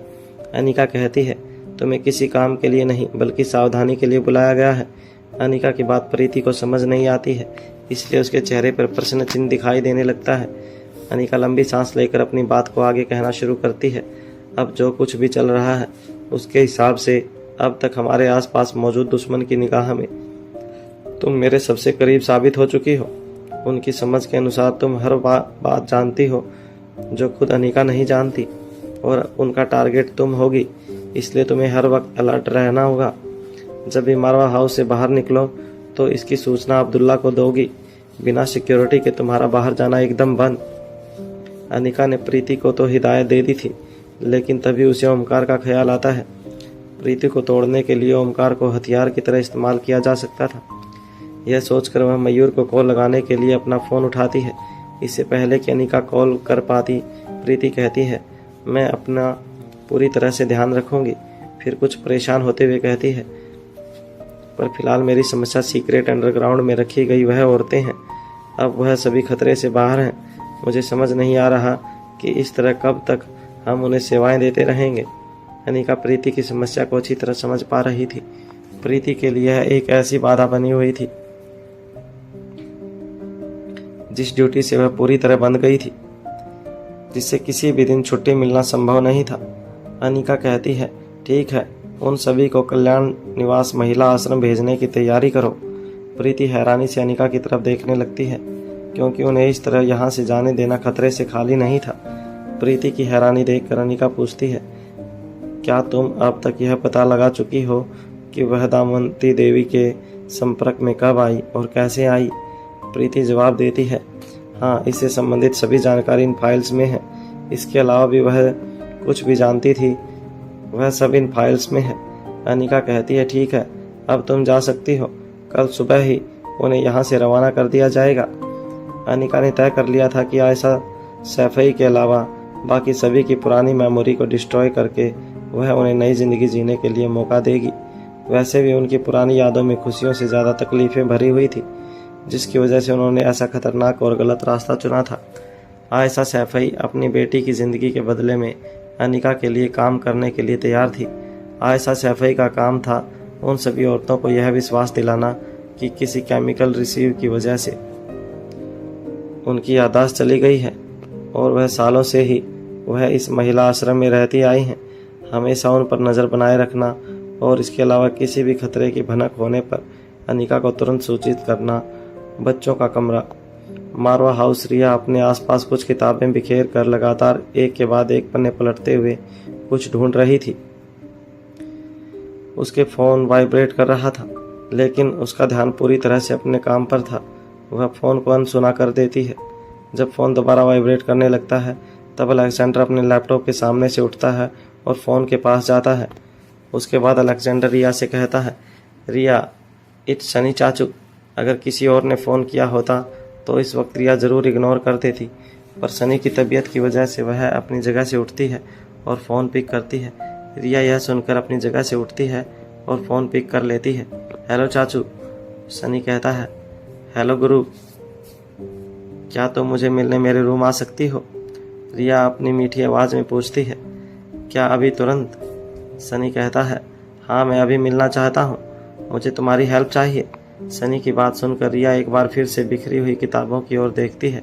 उसके बाद कुछ सोचते हुए अपना एक हाथ अपनी कमर पर रख कर खड़ी हो जाती है। सनी कहता है, क्या तुम अभी आ रही हो? रिया कहती है, ठीक है, मैं अभी आती हूँ।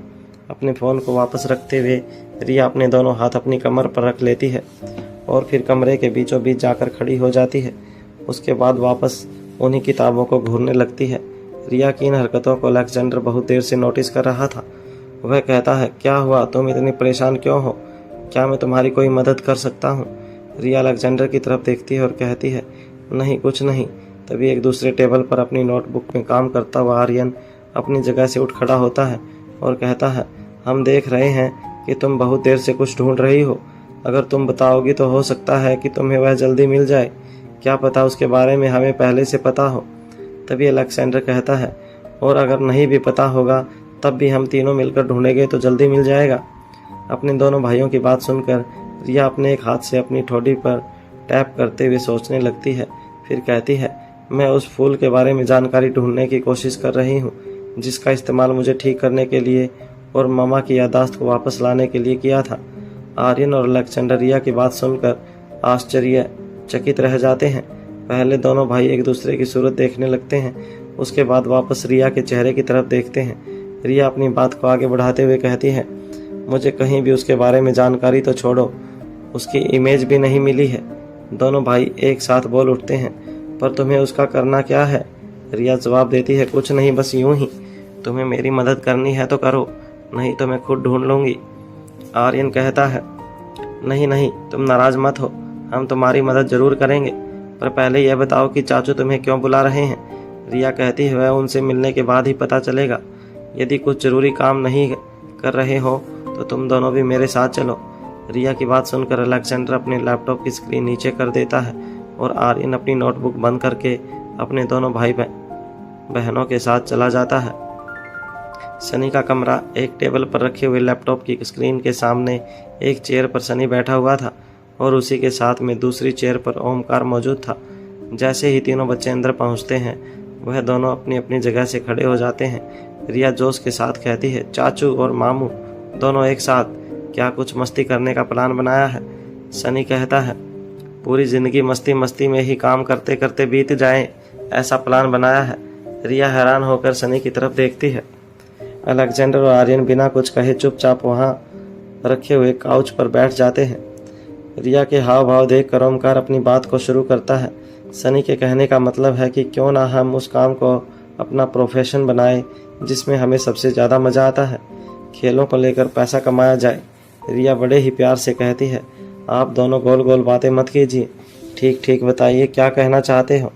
सनी कहता है, देखो रिया, अब मेरी चोट भी लगभग ठीक हो गई है, मैं इस तरह कब तक घर पर ही बैठा रहूँगा?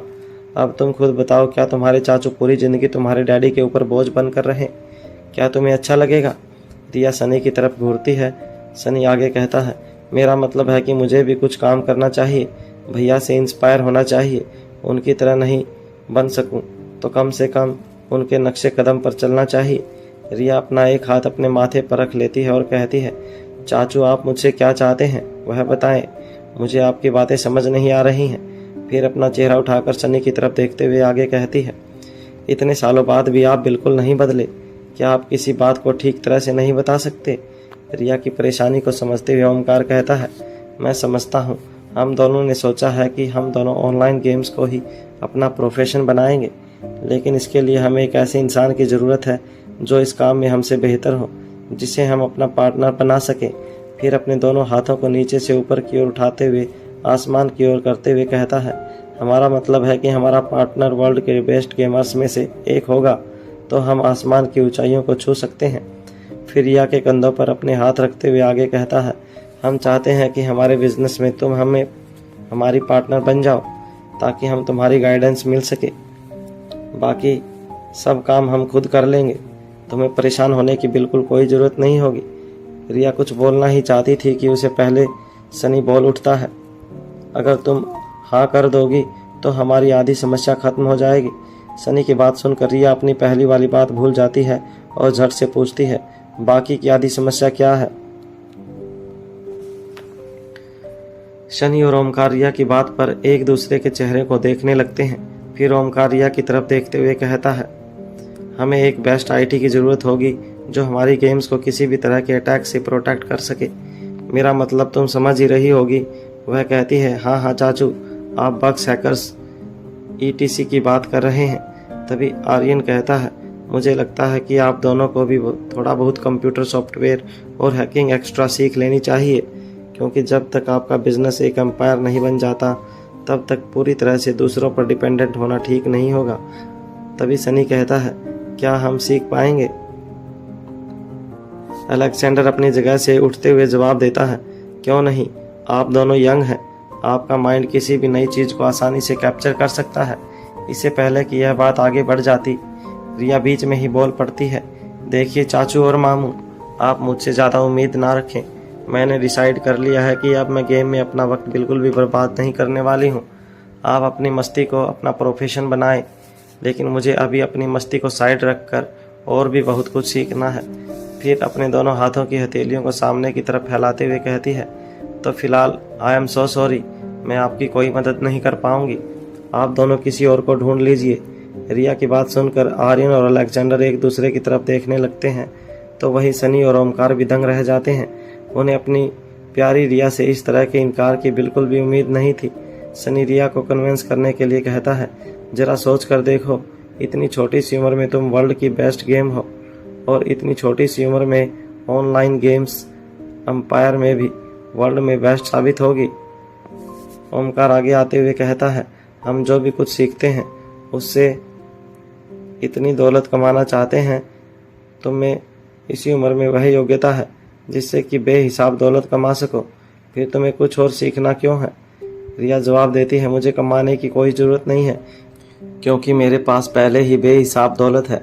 मुझे कमाने के लिए नहीं, खुद को परफेक्ट बनाने के लिए बहुत कुछ सीखना है। नो मोर टॉक्स, बाय। इसके आगे कुछ भी सुने बिना रिया वहाँ से बाहर चली जाती है। दोनों भाई भी अपने अपने चेहरों पर बड़े बड़े सवाल लिए उसके पीछे पीछे कमरे से बाहर जाने लगते हैं। फिर दरवाजे से बाहर निकलने से पहले वापस मुड़कर कहते हैं, सॉरी चाचू और मामू। दोनों ही भाई रिया के पीछे पीछे चलते हुए मन ही मन सोच रहे थे, आखिर रिया करना क्या चाहती है, उसने अपने लिए क्या प्लान किया है। दोनों भाइयों को मन ही मन रिया के लिए खुशी तो हो रही थी, लेकिन साथ ही साथ अब चिंता भी सता रही थी। ना जाने परफेक्ट बनने के लिए वह हम दोनों को किस नई मुसीबत में फंसाने वाली है, क्योंकि सामान्य सी बात थी कि दोनों ही भाई, चाहे गेम हो या जिंदगी, सबक हो या सबब, अपनी बहन को अकेला छोड़ने वाले तो नहीं थे। गुलेरिया हाउस के बाहर मीडिया की भीड़ जमा थी। हर चैनल पर सिर्फ एक ही खबर थी कि देश के सबसे बड़े बिजनेसमैन में से एक आकाश गुलेरिया जिंदा है। अलग अलग चैनल पर अलग अलग तरीके से इस खबर को पेश किया जा रहा था। कैसे हुआ करिश्मा, क्यों फैलाया आकाश गुलेरिया के मरने की खबर, खुलेंगे राज, बिजनेसमैन के आज का षड्यंत्र या एक्सीडेंट, कौन है दुश्मन कौन है दोस्त आदि हेडलाइन के साथ यह खबर आज की सुपरहिट खबर थी। गुलेरिया हाउस के बाहर खड़े हर मीडिया पर्सन की एक ही मांग थी कि आकाश गुलेरिया से एक बार मिलवाया जाए अथवा कर्ण गुलेरिया खुद इस मुद्दे पर प्रकाश डालते हुए हर रहस्य से पर्दा उठाएं। तभी कर्ण गुलेरिया के कहने पर सिद्धार्थ गुलेरिया बाहर आता है। सिद्धार्थ को देखते ही सभी उसे घेर लेते हैं।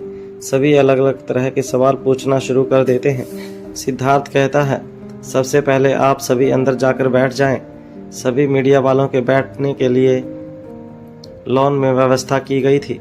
इसके बाद सभी को वहां बैठा दिया जाता है। तभी कर्ण गुलेरिया मंच पर आते हैं। कर्ण को देखते ही सभी अपनी अपनी जगह पर खड़े हो जाते हैं। कर्ण सभी को बैठने का इशारा करता है और हाथ जोड़कर कहता है, मेरी आप सभी से विनती है कि गुलेरिया परिवार के इस मुश्किल वक्त में हमारा साथ दें। हाँ, यह खबर सच है कि आकाश गुलेरिया जिंदा है, लेकिन वह आप लोगों से बात कर सके। उसका स्वास्थ्य इतना अच्छा नहीं है। वह जिंदगी और मौत में से मौत को हराकर जिंदगी जीत कर आया है, लेकिन अभी भी वह बिस्तर पर ही है। उसे ठीक होने में अभी भी कुछ दिन लगने वाले हैं। मेरी आप सभी से दरख्वास्त है कि तब तक के लिए आप इस मुद्दे पर गुलेरिया परिवार को परेशान ना करें। जिन सवालों के जवाब आप यहाँ ढूंढने आए हैं, उनके जवाब देने की स्थिति में अभी हम सब नहीं हैं। तभी एक मीडिया पर्सन कहता है, क्या यह सच है कि आकाश गुलेरिया की जान अनिका गुलेरिया ने बचाई है? हमने सुना है कि अनिका गुलेरिया की याददाश्त जा चुकी है। वह खुद भी नहीं जानती कि आकाश गुलेरिया की जान कैसे बचाई गई। क्या यह सच है? कर्ण गुलेरिया आगे आए। मेरा आपसे निवेदन है कि अपने मुद्दे को वहीं तक रखें। आप सभी को यह जानकर खुशी हुई होगी कि आकाश गुलेरिया अब खतरे से बाहर है। मैं आप सभी से वादा करता हूं कि जब आकाश पूरी तरह ठीक हो जाएगा, आपके हर सवाल का जवाब वह खुद देगा। गुलेरिया इंडस्ट्री आपको खुद इनवाइट करेगी। फिलहाल आप सभी मेहमानों के लिए खाने की व्यवस्था की जा चुकी है। गुलेरिया परिवार को मेज़बानी का अवसर दें, कृतार्थ करें। इतना कहकर कर्ण गुलेरिया बिना रुके वहां से चले जाते हैं। वकील विकी के बंगले पर स्क्रीन के सामने बैठकर लक्ष्य से इस खबर का लाइव देख रहे थे। विकी कहता है, यह कैसे हो सकता है? मुझे अभी भी इस खबर पर यकीन नहीं हो रहा है। जब तक मैं आकाश को अपनी आंखों से नहीं देख लूँगा, तब तक मुझे विश्वास नहीं होगा। लच्छू कहती है, तुम्हें अपनी आंखों से देखने के बाद भी विश्वास नहीं होगा? मैंने उसे अपनी आंखों से देखा है, वह आकाश ही है। विकी कहता है, इतनी टाइट सिक्योरिटी के बाद मुझ तक पहुंच कैसे गई? लच्छू अपनी जगह से उठकर कुछ देरी पर खड़े रखे हुए फिश टैंक के पास चली जाती है। फिर रंग बिरंगी मछलियों को देखने लगती है और बिना विकी की तरफ देखे आगे कहती है, तुम उस तक कैसे पहुंचोगे? विकी जवाब देता है, मैं उसका दोस्त हूँ, उसके अलावा उसका वकील भी, मेरे लिए क्या मुश्किल है? फिर अपनी जगह पर खड़े होते हुए आगे कहता है, अब तुम बताओ, तुम उस तक कैसे पहुंची? लच्छू आगे आते हुए कहती है, क्या दोस्त सिर्फ तुम्हारे ही पास हैं? लच्छू की बात सुनकर विकी बहुत चक्का रह जाता है, लेकिन बिल्कुल भी अनुमान नहीं लगा पाता कि यह सब उसने कैसे किया होगा। उसके दिमाग में ख्याल चलने लगते हैं, वह दोस्त कौन है जिसने उसकी मदद की होगी? क्या कहीं वह दोस्त आकाश ही तो नहीं? तभी उसे याद आता है कि अगर आकाश उसका दोस्त हो तब भी वह किसी से मिलने या बात करने की स्थिति में नहीं है। तभी लच्छू सब बातों पर दिमाग खर्च करने से ज़्यादा अच्छा यह है कि तुम ये सोचो कि तुम्हें अपनी ज़िंदगी कैसे बचानी है। फिर वापस अपनी जगह से चलते हुए विकी के एकदम करीब पहुंच जाती है और उसके कान के पास आकर आहिस्ता से कहती है, मैं यहाँ सिर्फ तुम्हें सावधान करने आई हूँ। तुम्हें याद है ना, मौत हर पल तुम्हारा इंतजार कर रही है, तुम्हें आवाज़ लगाकर बुला रही है, विक्की विक्की विक्की। और उसके बाद पीछे हटते हुए मुस्कुराने लग जाती है। फिर विक्की की आंखों में देखते हुए अपना अंदाज बदलते हुए कड़क आवाज़ में कहती है, कहीं तुम्हें उस अनीका से प्यार तो नहीं हो गया? लच्छू को इस तरह खुद को घूरते हुए देखकर विक्की कुछ सकपका जाता है। विक्की की असमंजस को देखते हुए लच्छू दूसरी ओर घूम जाती है और सामान्य अंदाज में कहती है, तुम मुझे प्यार करो, इसमें कोई हर्ज नहीं। दिल तो मासूम होता है, किसी पर भी आ सकता है, फिर वह तो बेहद खूबसूरत भी है। फिर आदेश देने के अंदाज में कहती है, याद रहे, हम सिर्फ हमारे पाव ड्रग से मतलब है, हमें अनिका की जान नहीं चाहिए। ड्रग के लिए जान लेनी पड़े तो वह बात अलग है। फिर व्यंग्य करते हुए कहती है, वह ड्रग मिल जाए तो तुम उसके साथ जितनी चाहो उतनी रातें हसीन करो, लेकिन वकील साहब, मोहब्बत का मज़ा तो तब है जब वह दो तरफा हो। फिर हंसते हुए कहती है, उसकी मोहब्बत में शहीद मत हो जाना, हमें तुम्हारी शहादत की नहीं काबिलियत की ख्वाहिश है। विक्की इतनी आसानी से किसी के सामने घुटने टेक दे इतना कच्चा खिलाड़ी नहीं था, लेकिन अचानक से उसकी दुखती रग पर किसी ने हाथ रख दिया था, इसलिए वह खामोश रह गया। बेशक लच्छन ने यह बातें उस पर तंज कसते हुए कही थी, पर लक्ष्मीयर अच्छी तरह से उसमें फना हो जाना ही था। अपनी बात कहने के बाद लच्छू सभी बातों को सोचते हुए अपनी जगह पर खड़ा रहकर उसे जाते हुए देखता रहा। फिर थोड़ी ही देर बाद वह अपनी सोच से बाहर आते हुए खुद से ही कहता है, मुझे जाकर आकाश से मिलना चाहिए। यह सोचते ही उसके मन में एक मीठा ख्याल पैदा हो जाता है, क्या पता वहाँ से मुलाकात हो जाए। यह सोचते ही उसके पूरे शरीर में हल्की सी गुदगुदी के साथ मीठी सिरहन पैदा हो जाती है और चेहरे पर मुस्कान आ जाती है। मारवा हाउस प्रीति के चले जाने के बाद अनिका मयूर को कॉल करने के लिए फ़ोन की स्क्रीन की तरफ देखती है कि तभी उस पर एक दूसरी कॉल आ जाती है। अनिका कॉल ले लेती है। जैसे ही फ़ोन कान पर लगाती है उधर से आवाज़ आती है, गुड मॉर्निंग मैडम। अब तक वह पूरे स्टाफ के साथ अच्छी तरह घुल मिल गई हैं। आपके कहे अनुसार हम हर वक्त उस पर नज़र रखे हुए हैं, कहीं पर भी कोई भी संदेह की बात सामने नहीं आई है। इन सब के बावजूद विशेष बात यह है कि उसके यहाँ आने के कुछ ही दिन बाद उसके कमरे के डस्टबिन की जांच करने पर एक अजीब सी चीज़ सामने आई ही।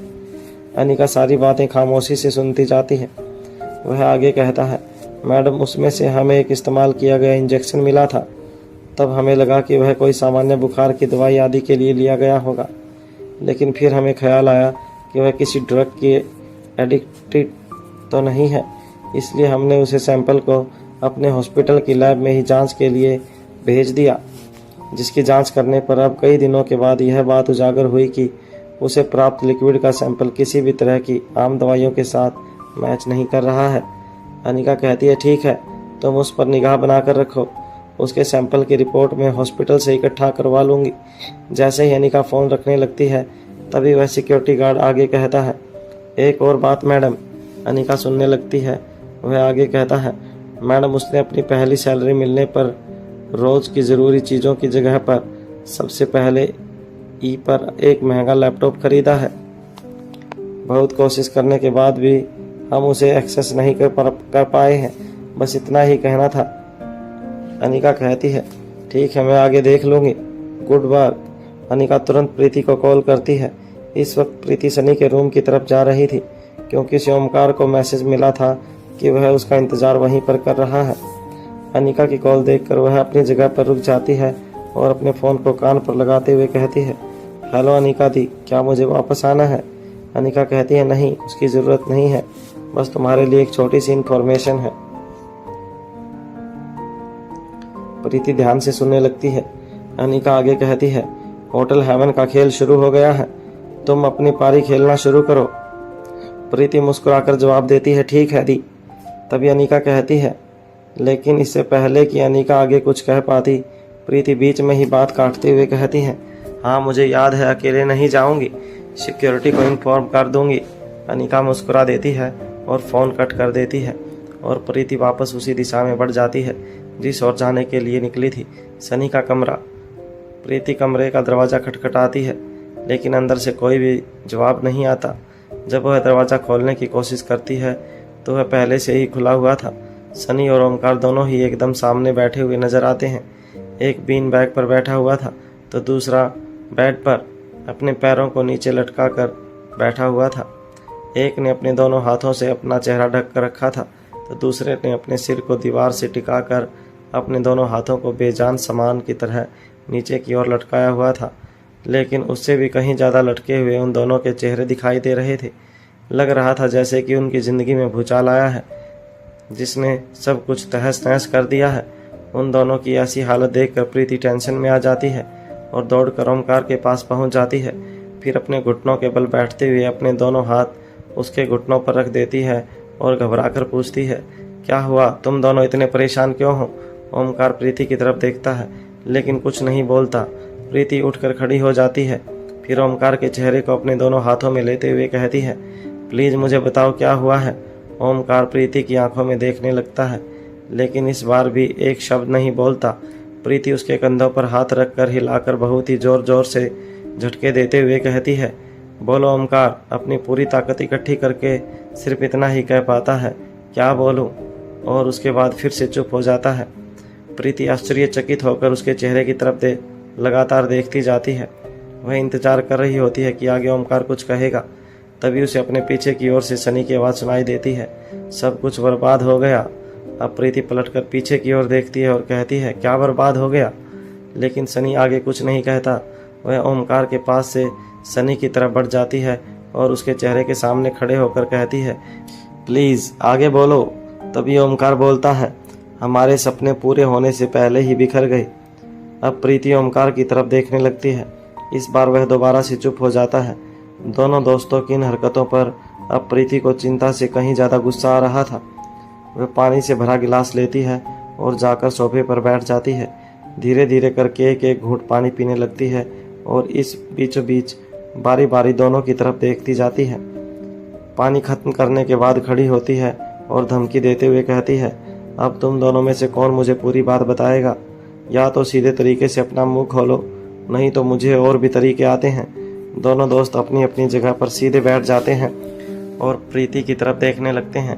प्रीति उन दोनों के चेहरों पर सवाल देखकर बिना पूछे ही जवाब देती है, मैं तुम दोनों पर ड्रग का इस्तेमाल करूंगी, जिसका इस्तेमाल पुलिस अपराधियों से सच उगलवाने के लिए करते हैं। और वह तोते की तरह सब कुछ बोलने लग जाते हैं। प्रीति की बात सुनकर सनी घबरा जाता है, क्योंकि प्रीति के खड़ूस डॉक्टर के रूप के दर्शन काफ़ी दिनों से कर रहा था। उसे यकीन था कि वह जो कह रही है कर भी सकती है, इसलिए पहले सनी ही बोलना शुरू करता है, तुम्हें यह सब करने की कोई ज़रूरत नहीं है, मैं तुम्हें बताता हूँ। उसके बाद शुरू से अंत तक विस्तार से सारी बातें बता देता है कि किस तरह उन्होंने ऑनलाइन गेम प्रोजेक्ट तैयार किया और रिया के इनकार की वजह से वह शुरू होने से पहले ही फेल हो गया। तभी ओमकार अपना चेहरा लटकाए हुए कहता है, मैं चाहता हूँ कि हम दोनों जल्द से जल्द शादी कर लें। हमें एक दूसरे से मिलने के लिए ना बहाने खोजने पड़ेंगे और ना ही किसी की इजाज़त लेनी पड़ेगी। लेकिन उससे पहले मैं पूरी तरह से फाइनेंशियली इंडिपेंडेंट होना चाहता हूँ। वैसे तो मुझे सिद्धार्थ भैया ने उनके साथ काम करने के लिए ऑफ़र किया है, लेकिन हमेशा किसी के अंडर काम करना और खुद का काम शुरू करना दो अलग अलग बातें हैं। उन दोनों की बातें सुनने के बाद प्रीति राहत की सांस लेती है और फिर दोनों को चीयर अप करते हुए कहती है, कम ऑन गाइस, लाइफ में यह सब चलता रहता है। तुम तो इस तरह दुखी हो रहे हो जैसे बनाया हुआ महल गिर गया हो। तुम ही बताओ, क्या रेत के महल कभी टिका करते हैं? प्रीति की बात सुनकर दोनों उसे हैरानी से देखते हैं। प्रीति आगे कहती है, मेरे कहने का मतलब है कि तुमने केवल सोच के अंदर ही बड़े बड़े ख्वाब देख लिए। ख्वाब नींद के खुलते ही टूट जाते हैं। किसी भी काम की शुरुआत में इस तरह की दिक्कतें होती ही हैं। किसी भी काम की शुरुआत ही सबसे मुश्किल स्टेज होती है। अगर उसे पार कर लोगे तो आगे रास्ते खुद ही बनते चले जाएंगे। प्रीति की बात उन दोनों को अच्छी लगती है। वह उसकी बात को अच्छी तरह समझ भी पाते हैं, लेकिन फिर भी उनकी उदासी कम नहीं होती। प्रीति उनका मूड ठीक करने के लिए कुछ सोचती है और फिर कहती है, अच्छा चलो, आज मैं तुम दोनों को लंच पर ले चलती हूँ। अब जल्दी से तुम दोनों तैयार हो जाओ, मैं भी चेंज करके अभी आती हूँ। इसी बहाने प्रीति होटल हेवन जाकर अपनी पारी आज ही से शुरू करना चाहती थी।